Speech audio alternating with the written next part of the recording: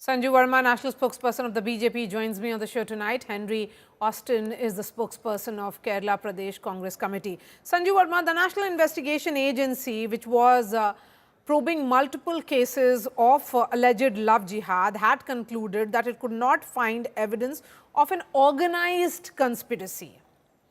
So what do these films really do? It actually creates some kind of Islamophobia and build that narrative of love jihad, which doesn't really exist as a larger conspiracy.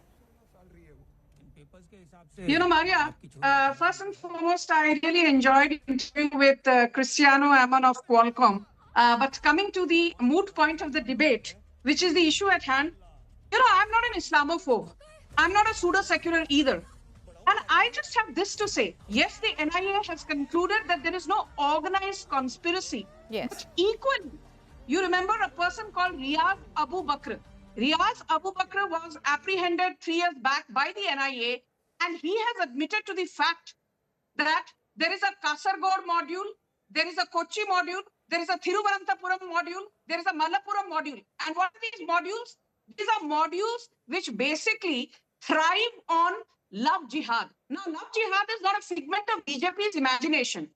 The left's own leader, V.S. Achuthanandan, who was the chief minister of Kerala from 2006 to 2011, coined the term love jihad in 2010. And Maria, like you said in your introduction, forget about whether 32,000 women are being converted forcibly or 3 women are being converted. That's not the moot point. The moot point is, did Tara Sehdev, a national level shooter, marry somebody called Ranjit Kohli? Yes. Did Ranjit Kohli hide his name? He was actually Rakibul Hassan, yes or no? The answer is yes. Did Shraddha Valkar marry Aftab Poonawala in 2022? Aftab Poonawala pretended to be a Hindu. Shraddha Valkar ended up dead inside a refrigerator. There is the case of Amandeep Kaur, a Sikh woman who married a Muslim who was pretending to be a Hindu. Then you have the case of Vaishali Saxena, another victim of love jihad. My limited point is this, Maria. For the longest time, the Darbari ecosystem has told us, you don't like a book, don't read it. You don't like a play, don't go to the theater to watch it. You don't like a poem, don't recite it. You don't like a song, don't listen to it. If you don't like Kerala Story 2.0, don't watch go it. To the movie theater. Absolutely. Henry, that is my point.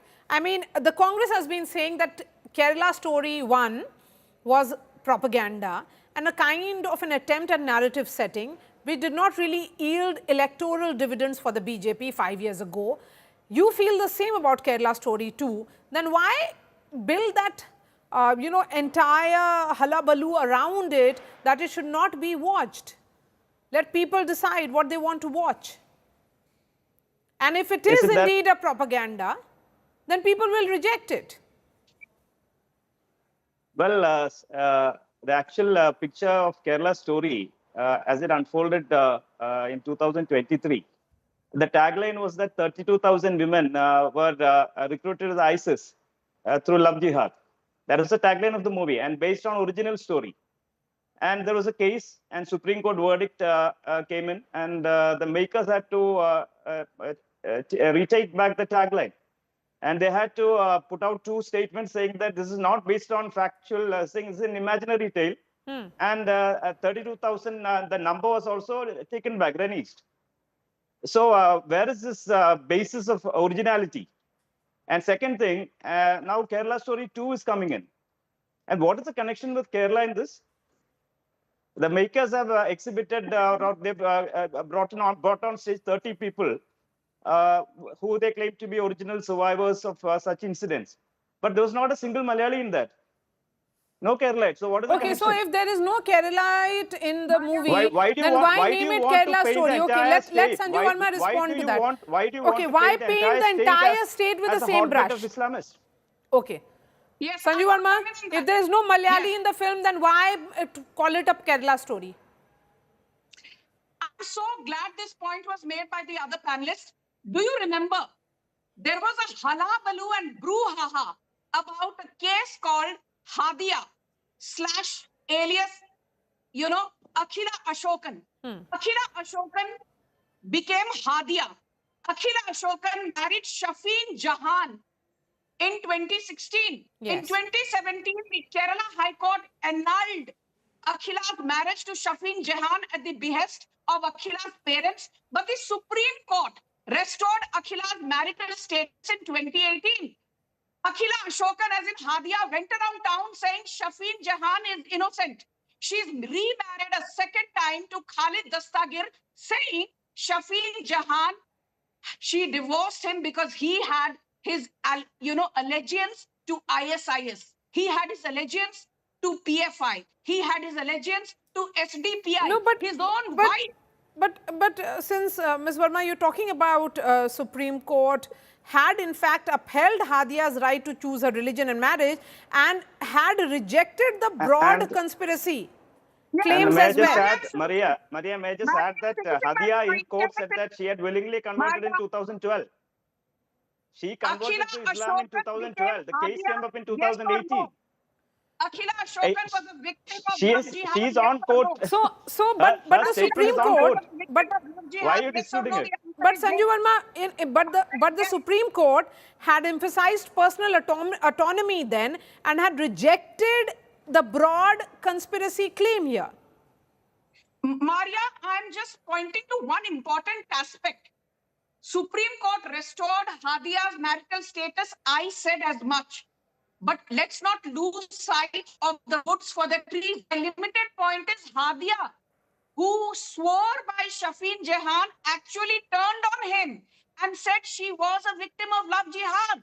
She said he was an ISIS recruitee. He was a PFI recruitee. That is the point I'm making. This is a classic love jihad case where a woman who was supposedly in love with a Muslim guy later said that the Muslim guy actually tortured her, victimized her, and she decided to do away with him. That is the point I'm making. She went against her parents. Okay. She went let against Henry Austin respond. Let Henry Austin respond. Henry Austin. I'm glad that the other panelist has brought in this case. The case is very simple. There was an allegation of forced conversion and recruitment to ISIS made by the parents of Akhila, of Hadia. And Hadia in court admitted that she by willingly converted in 2012. The case came up in 2017. And in 2018, the SC, Supreme Court, overturned the High Court verdict, saying that this doesn't stand. And she was allowed to continue. And I don't know if after she has willingly divorced, she becomes a disgruntled party. You can make any kind of allegations. What is the credibility in that? Second thing, one more thing which I would like to say is that along with this case, no, let me continue. Along with this case, the High Court, in fact, allowed the Central Investigating NIA to investigate 2 such cases. And they investigated 2 such cases. And in Parliament... Sanju Verma, let him finish. Let him finish. I'm coming to you, ma'am. I'm coming to you, ma'am. Let him finish, yes. I didn't speak while you spoke, right? Yes, please. Go ahead.